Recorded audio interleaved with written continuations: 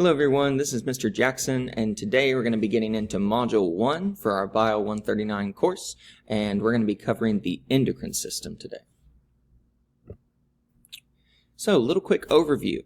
The endocrine system interacts with the nervous system to help coordinate and control the activities in your body, and it does so by using what we call hormones. These are chemical messengers that we secrete from cells into extracellular fluids.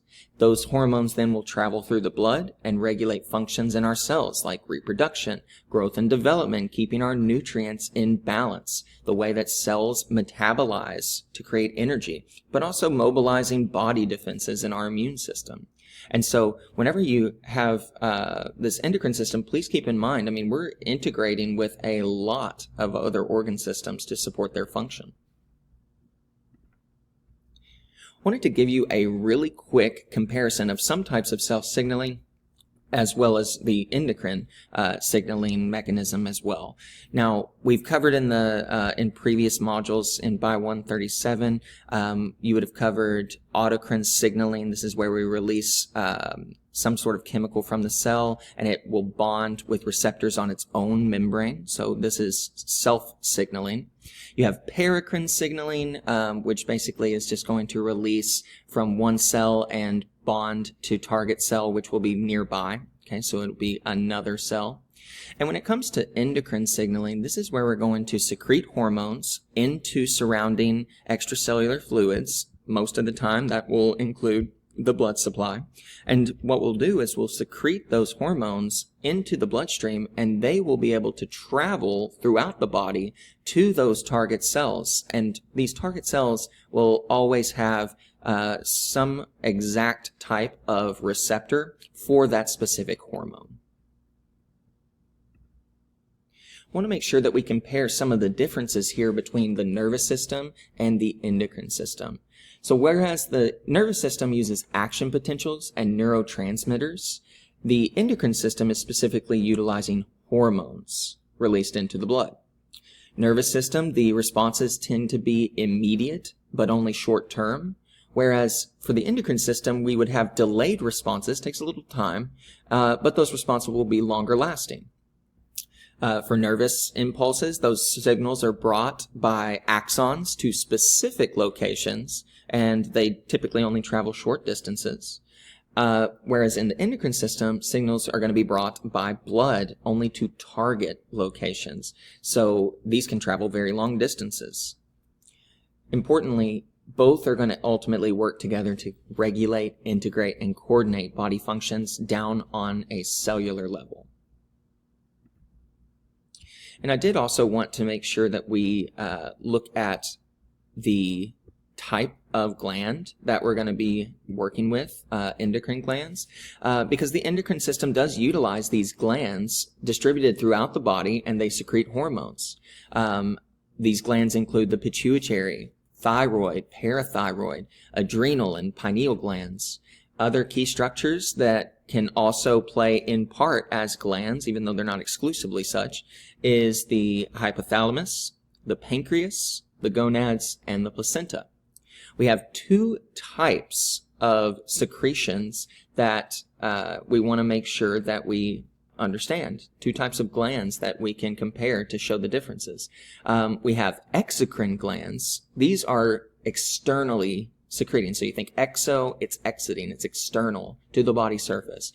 They release non-hormonal substances like sweat and saliva, and these ultimately travel up through ducts to the body's surface. Whereas endocrine, internally secreting, these do not have ducts. They do not go to the body's surface, but ultimately they are going to release hormones into surrounding tissue fluids and can then travel throughout the body in the bloodstream. And so we also want to make sure that we review a little bit about how feedback mechanisms work. The endocrine system utilizes primarily negative feedback mechanisms, and these help control the synthesis and release of hormones. So making these hormones and then releasing or secreting them into the blood supply to then go to target or effector organs and cells. And this ultimately creates a feedback to either basically start the process or then inhibit further production and secretion in that process. So if you look here, regardless, it always starts with a receptor, and that receptor is going to communicate that stimulus, whether it's too high or too low. So whether those levels that can actually stimulate the glands of the endocrine system, whether that response is too high or too low, always starts with a receptor and goes to a stimulus. That stimulus will ultimately go to a gland that is responsible for creating these hormones and secreting them. That's going to be our effector sites. These effector sites will receive that signal, too high, too low, will create a response, and then we will be able to then release those hormones to those target cells back at the initial receptor site, or to the secondary site where that effect needs to take place. And we're going to go now really quickly into the 3 different types of stimuli that can ultimately cause these glands to begin functioning, right? To begin producing and secreting these hormones. The first type that we're going to cover is going to be our humoral stimuli.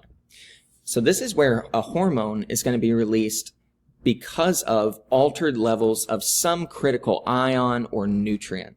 Okay, so this is ultimately the simplest form of endocrine control. So we're going to basically sense that something is, again, high or low, and then that will stimulate a gland to create hormones that will ultimately assist in some other organ or tissue to then create the thing that we are low on, or to inhibit further creation of something that is too high.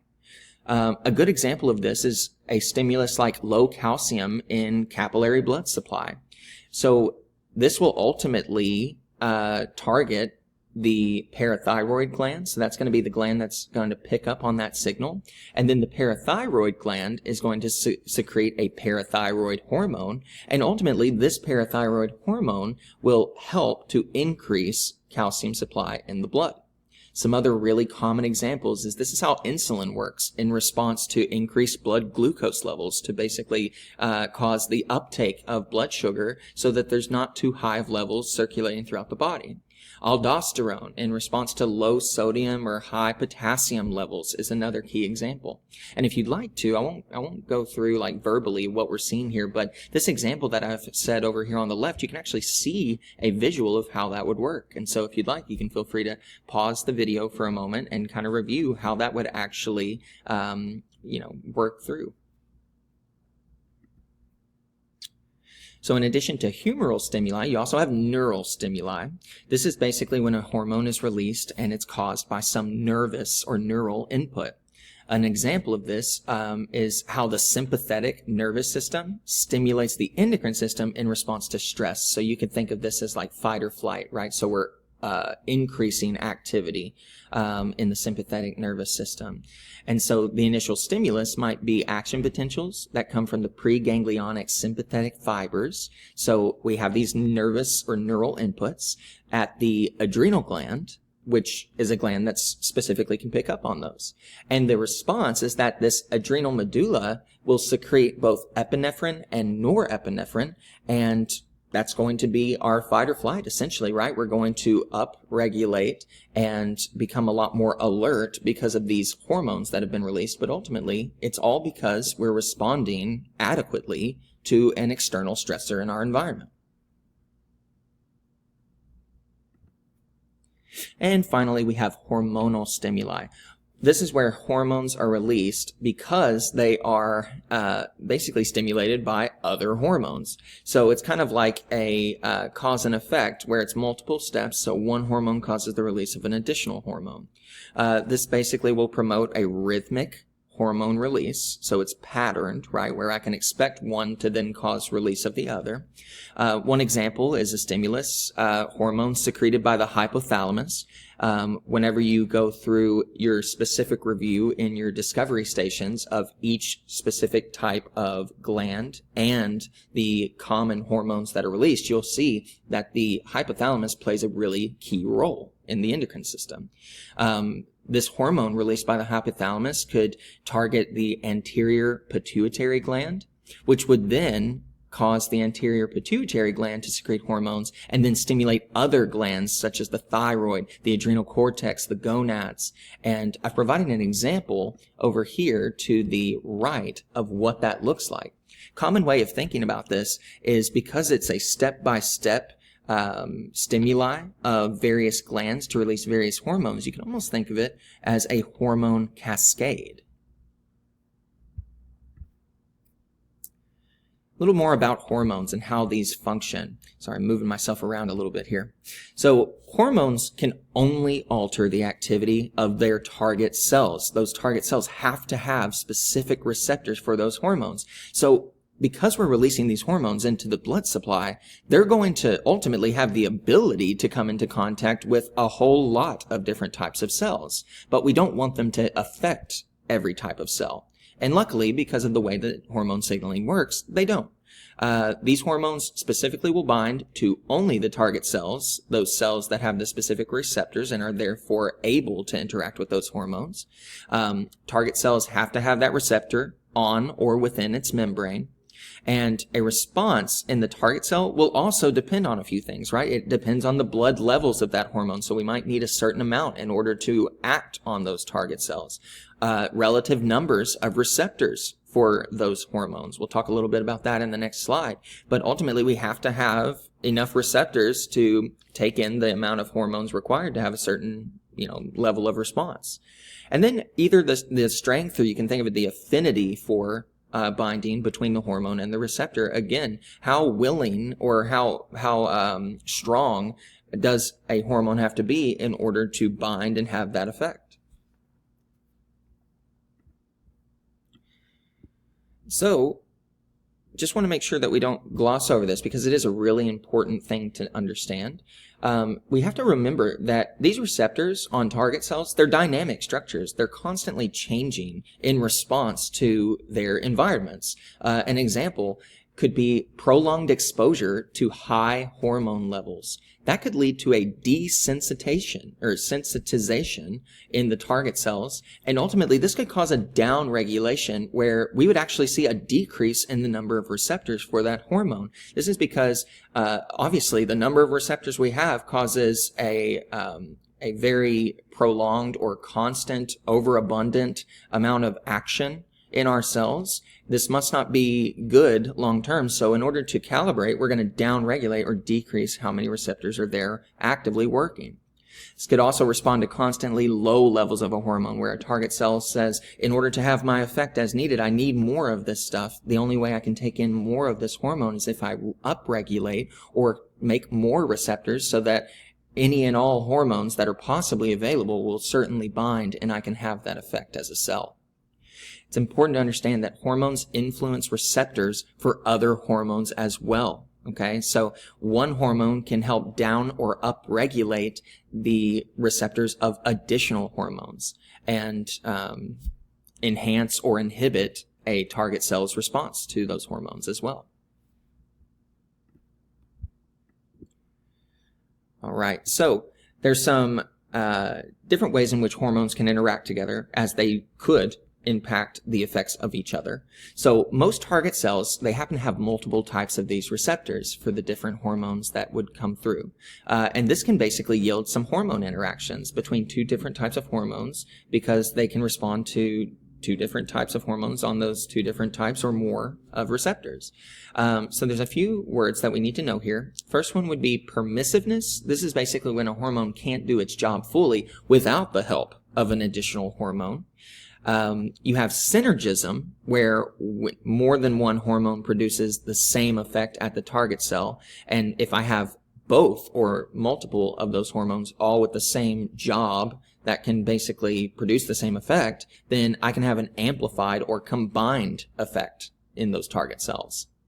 And then finally, antagonism, where one hormone is going to directly oppose the action of another hormone, right? So it'd be like inhibiting each other, right? So they're decreasing the relative effects of each other.